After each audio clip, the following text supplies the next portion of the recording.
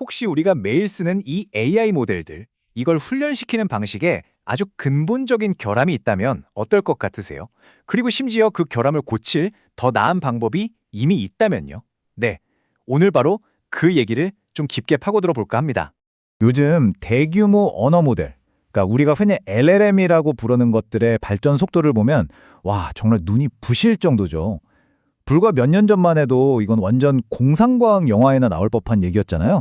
근데 지금은 뭐 글도 쓰고 코드도 짜고 심지어는 논리적인 추론까지 해내고 있으니까요.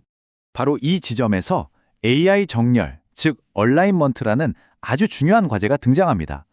어쩌면 이건 우리 미래를 통째로 좌우할 수도 있는 문제거든요. 이렇게 강력해진 도구들이 과연 우리 인간의 목표와 가치에 잘 부합하도록 만들 수 있을까? 이게 바로 지금 AI 연구 분야에서 가장 뜨겁고 또 가장 중요한 질문이라고 할 수 있습니다. 네, 바로 여기서부터 오늘 우리가 깊이 파헤쳐 볼 이야기가 시작됩니다. 놀랍게도 지금 업계 표준으로 널리 쓰이고 있는 바로 그 훈련 방식에 우리가 미처 몰랐던 어떤 숨겨진 결함이 있다는 겁니다. 자, 그럼 먼저 AI가 어떻게 이렇게 똑똑하게 다듬어지는지 그 미세 조정 과정부터 한번 간단하게 짚고 넘어가 보죠. 강화학습, 이거 원리는 생각보다 아주 간단해요. AI가 뭔가 잘한 행동을 하면 칭찬, 즉 보상을 주고요. 잘못된 행동을 하면 벌점을 주는 겁니다. 이걸 반복하면서 점점 더 바람직한 방향으로 행동을 고쳐나가는 거죠. 딱 그거 생각하시면 돼요. 우리 강아지 훈련시킬 때 간식 주면서 앉아 가르치는 거예요. 정말 똑같죠? 현재 거의 모든 대규모 언어 모델 훈련에는 PPO, 우리말로는 근접정책 최적화라는 알고리즘이 쓰이고 있는데요. 이게 거의 업계 표준이라고 보시면 됩니다. 자, 그럼 이 PPO의 핵심 원리가 뭔지 한번 들여다볼까요? PPO의 가장 핵심적인 아이디어는 바로 신뢰 영역이라는 겁니다. 신뢰 영역, 말이 좀 어렵죠? 이게 도대체 무슨 뜻일까요? 여기에 나온 비유가 정말 기가 막히는데요. 학생한테 야, 너 새로운 거 배울 때 한꺼번에 너무 많이 바꾸려고 하지 마. 차근차근 꾸준히 해. 안 그러면 원래 알던 것도 다 까먹어. 이렇게 조언해 주는 것과 같아요. 그러니까 이 신뢰 영역이라는 건 AI가 너무 급격하게 배우다가 기존에 잘하던 것까지 몽땅 잊어버리는 대참사를 막기 위한 일종의 안전장치인 셈이죠. 한 걸음씩 안정적으로 나아가게 만드는 겁니다. 그런데 말이죠. 바로 이 안정성을 추구하는 방식에 사실은 큰 문제가 숨어 있었습니다. 자, 이제부터 오늘의 진짜 핵심, 바로 PPO의 그 치명적인 결함에 대해 이야기해 보겠습니다. 안정적인 학습. 말만 들으면 정말 완벽해 보이잖아요. 근데 만약에요, 이 안정적인지 아닌지를 판단하는 기준, 즉 신뢰의 영역을 측정하는 룰러 자체가 잘못됐다면 어떻게 될까요? 자, 바로 이 표가 PPO의 맹점을 아주 적나라하게 보여줍니다. PPO의 결정적인 실수는 뭐냐면 변화의 실제 크기가 아니라 변화율만 본다는 거예요. 자, 표를 같이 한번 보시죠. 메뉴에 희귀 단어 케이스를 보세요. 확률이 0.01%에서 0.1%로.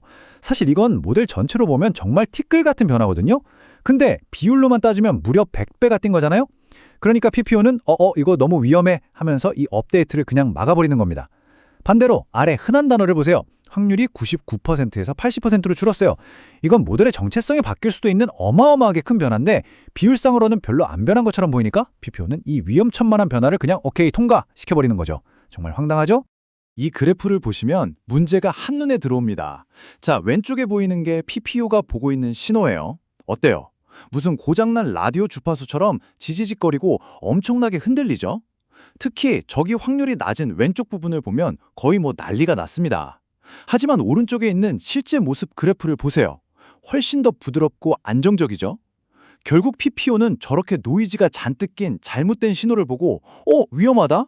아니 괜찮다 하면서 완전히 헛다리를 짚고 있었던 겁니다. 그래서 연구자들이 이 문제를 해결하기 위해 짠! 하고 들고 나온 해결책이 있습니다. 바로 DPPO, 발산 근접 정책 최적화라는 새로운 접근법입니다. 아까 그 학생과 선생님 비유, 다시 한번 소환해 볼까요? PPO는요, 족집게 과외 선생님인 척하면서 시험에 저 구석탱이에 있는 아주 지엽적인 문제 하나 맞췄냐 틀렸냐만 보고 넌 공부 못해 이렇게 평가하는 거랑 같아요.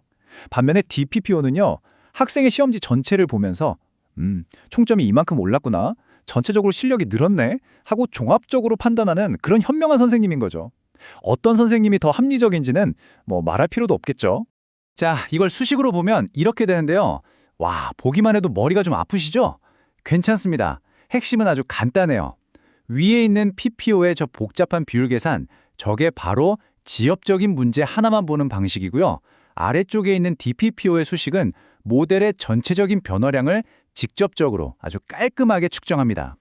이게 바로 방금 말한 전체 시험 성적을 보는 현명한 방법이고 이 수식 안에 그 철학이 그대로 담겨 있는 겁니다.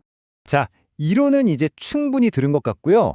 가장 중요한 건 그래서 실제로 효과가 있냐 이거 아니겠습니까? 지금부터 DPPO가 실제로 얼마나 더 뛰어난지 그 확실한 증거들을 보여드리겠습니다. 결론부터 딱 말씀드릴게요. DPPO를 썼더니 AI 훈련이 그냥 모든 면에서 좋아졌습니다. 더 빠르고 더 안정적이고 그리고 결국 더 높은 성능에 도달했다는 거죠. 자, 이 그래프가 그 결과를 아주 명확하게 보여주고 있습니다. 이게 AME24라는 AI한테 수학 문제를 풀게 하는 벤치마크 결과인데요. 여기 파란색 선이 바로 기존의 PPO 방식입니다. 그리고 그 위에 있는 녹색과 빨간색 선이 바로 새로운 DPPO 방식이고요. 보세요. 그래프가 훨씬 가파르게 올라가죠? 더 빨리 배운다는 뜻이고요. 최종적으로 도달한 높이도 더 높죠? 성능 자체가 더 좋아졌다는 겁니다. 이번에는 안정성 측면에서 한번 볼게요. 다른 방법들, 특히 저기 아래쪽에 있는 주황색 선에 주목해 주세요. 훈련하다가 갑자기 성능이 뚝 하고 절벽 아래로 떨어지는 거 보이시죠? 저런 걸 훈련 붕괴라고 하는데 정말 끔찍한 현상이거든요. 하지만 우리 DPPO는 어떻습니까? 그런 문제 전혀 없이 아주 꾸준하고 안정적으로 성능을 계속해서 개선해 나가는 모습을 보여줍니다. 이 안정성이야말로 DPPO의 또 다른 엄청난 장점이죠. 자, 그럼 오늘 이야기 핵심 한번 정리해 볼까요? 첫째, 업계 표준이었던 PPO는 사실 잘못된 자로 AI의 변화를 측정하는 구조적인 결함이 있었습니다.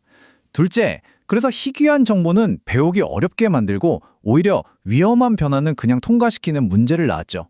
셋째, DPPO는 전체 그림을 보는 현명한 방식으로 이 문제를 완벽하게 해결했습니다.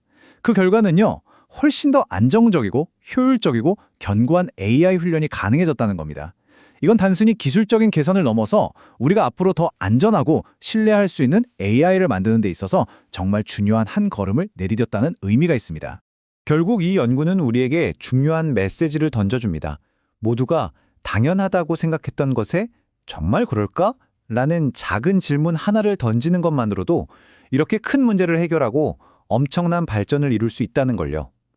그렇다면 지금 이 순간 우리가 AI 분야에서 너무나 당연하게 받아들이고 있는 또 다른 가정들 중에는 과연 어떤 것들이 우리의 재검토를 기다리고 있을까요? 한 번쯤 깊이 생각해 볼 만한 질문인 것 같습니다.